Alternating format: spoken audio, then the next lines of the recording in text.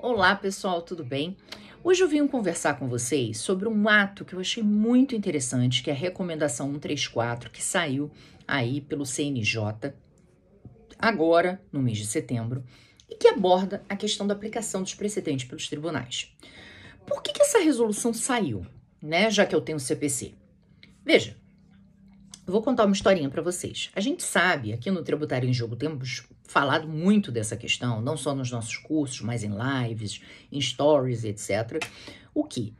Que a gente tem, né, os sistemas de precedente, o sistema romano-germânico, eles estão se mesclando. Então, não existem mais sistemas puros no mundo, né? Tanto que o Brasil, ele tem um sistema romano-germânico, mas ele está trazendo para ele essa lógica do sistema de precedentes. Isso começou na Emenda Constitucional 45, quando veio aí a súmula vinculante, quando veio a visão da repercussão geral em sede de RE, portanto, trazendo para o controle difuso um efeito vinculante, e se ampliou quando adveio o Código de Processo Civil de 2015, que trouxe, segundo os processualistas, um verdadeiro microsistema de precedentes, onde eu tenho lá precedente vinculante no STF, no STJ, onde eu tenho a possibilidade de criar precedente vinculante no TRF, no TJ, via IRDR, por exemplo.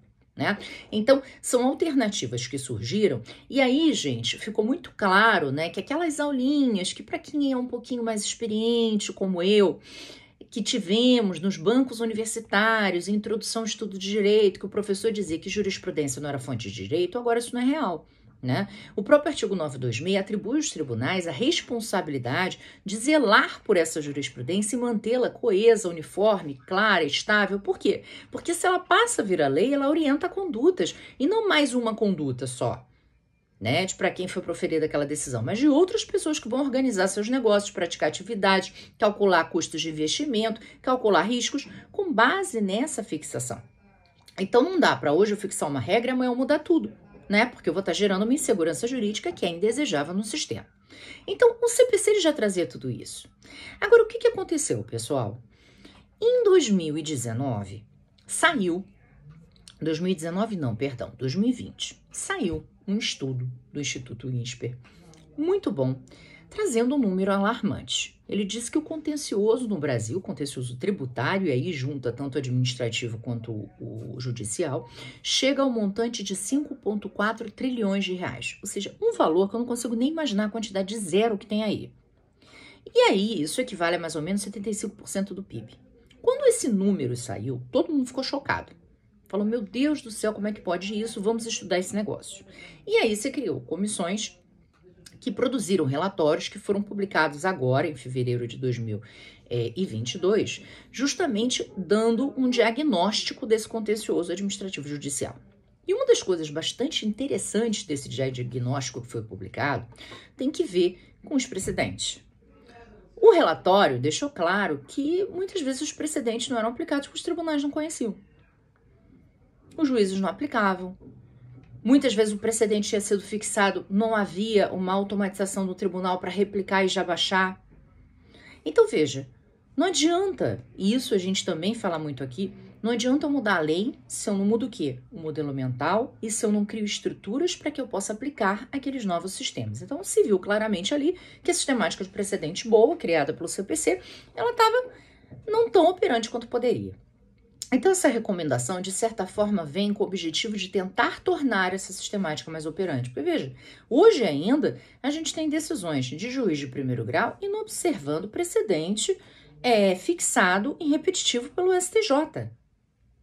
Que ele não teria nenhum condão de ir contra. Porque ele está vinculado. Uma coisa é a administração dizer, eu não vou seguir isso aqui não, porque na verdade isso não me vincula ainda não tem lei, a gente sabe que vai ter, tem projetos aí querendo tornar também vinculante para a administração essas decisões em repetitivo, em repercussão geral. Mas ok, eles até podem falar isso. Agora, no âmbito judiciário não. Né? Mas existe. Isso gera insegurança jurídica. Olha o desgaste, né? Você vai lá, tem uma sentença de primeiro grau, o cidadão decidiu contra um precedente vinculante, aí lá vai você ter que apelar para o tribunal reformar. Olha quanto tempo, quanto dinheiro, quantas pessoas, quanto recurso a gente está gastando desnecessariamente quando existe um sistema criado para evitar que isso ocorra. Então, acredito que essa recomendação venha nessa toada justamente querendo esclarecer alguns pontos. E a gente vai fazer alguns vídeos aqui, porque não tem condições de eu falar sobre todos os pontos dessa recomendação, que são vários bastante interessantes. Eu recomendo, inclusive, que você leia a recomendação, pleonasticamente falando. Agora, uma coisa que eu quero chamar a atenção. Primeiro, ela vem claramente dizendo que os precedentes eles têm que ser respeitados. Está lá no artigo 8º. Né? E aí diz, olha, eu recomendo a observância dos precedentes dos tribunais superiores para casos idênticos ou análogos. E mais no artigo 10, recomenda-se que haja menção expressa na decisão sobre as razões que levaram à necessidade do afastamento ou do acolhimento do precedente trazido pela parte. Ou seja, se alguém te traz um precedente dizendo que aquilo é aplicável, se o juiz acha que não é, ele vai ter que fazer a diferenciação e ele vai ter que justificar. Não adianta ele não citar aquela decisão, ignorá-la, né?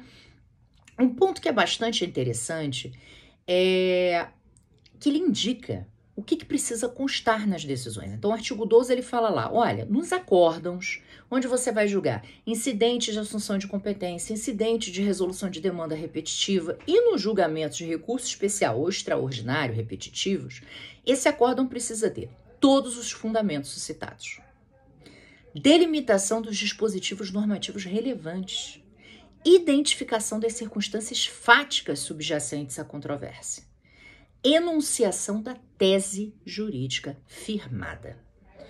E recomenda ainda que essa tese seja clara, simples e objetiva, no artigo 13, não tenha enunciados envolvendo mais de uma tese jurídica, ou seja, seria um enunciado por tese, e indiquem brevemente com precisão as circunstâncias fáticas a que diz respeito. Olha que interessante. A gente já falou um pouco sobre isso para você, porque todo mundo fica muito focado naquela lógica de que eu não posso falar de fatos em tribunal superior por causa da súmula 7, por causa da súmula 5, por causa da súmula 279, 126. Calma.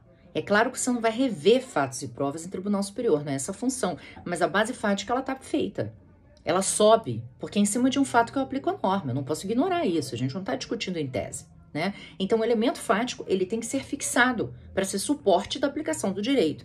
Isso é bastante importante.